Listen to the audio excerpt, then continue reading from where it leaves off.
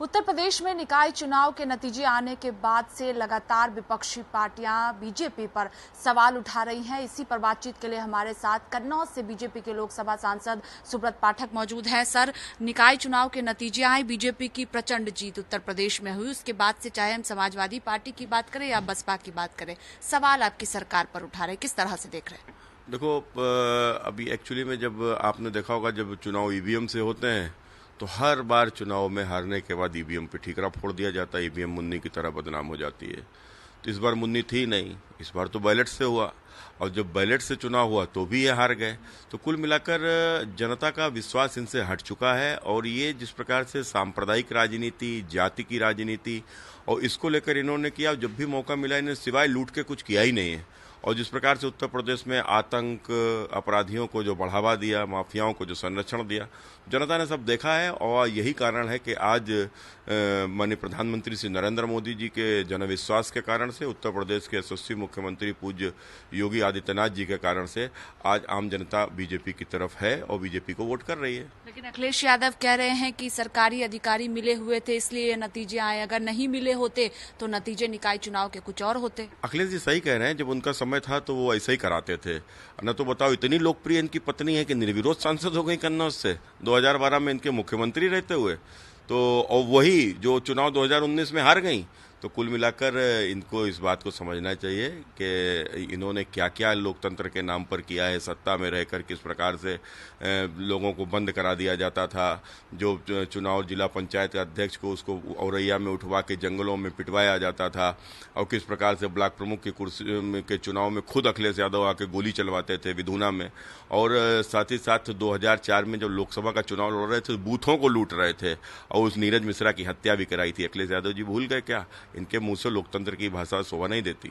बसपा प्रमुख मायावती लगातार ट्वीट कर रही हैं निकाय चुनाव के नतीजों के बाद से, और एक बात वो कहती हुई नजर आ रही है कि सरकारी मशीनरों का दुरुपयोग बीजेपी ने किया है, इसलिए ये चुनाव के नतीजे आए हैं। बहुजनों के नाम से पार्टी बनाई, बहुजनों ने मिलकर सत्ता बनवाई, और जब सत्ता आ गई तो बहुजन के नाम पर रह गई कुछ जनों के हाथ में।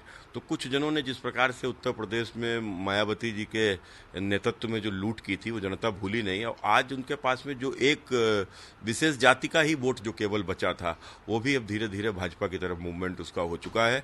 और मुझे लगता है कि शायद अपने वोट को बचाने की उनकी एक आखिरी इस प्रकार की स्थिति है। और फिर ये दोनों लोग, चाहे ये हों या समाजवादी पार्टी, दोनों हाय मुसलमान हमें कैसे मिल जाए, तो मुसलमान हमको मिल जाए, तो उसको लेकर ये लड़ाई है कि नहीं हम मजबूत हैं, नहीं मुसलमान मेरे साथ आओ, मुसलमान मेरे साथ आओ, और कुछ नहीं है। लेकिन बीएसपी ने कल बैठक भी बुलाई है, अब लोकसभा चुनाव की तैयारी में बसपा जुट गई है।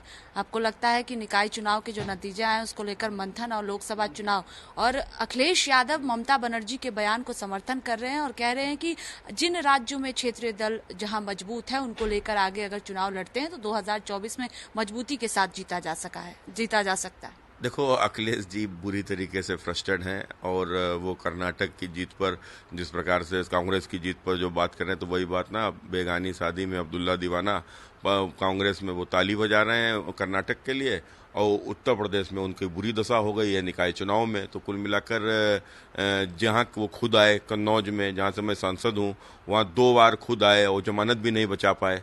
तो कुल मिलाकर जिस प्रकार से जनता ने इनको नकारा है, वो इनके लिए बड़ा सवाल है। मुझे लगता है कि बजाय इन दुनियादारी को देखने के लिए अपना घर देखो।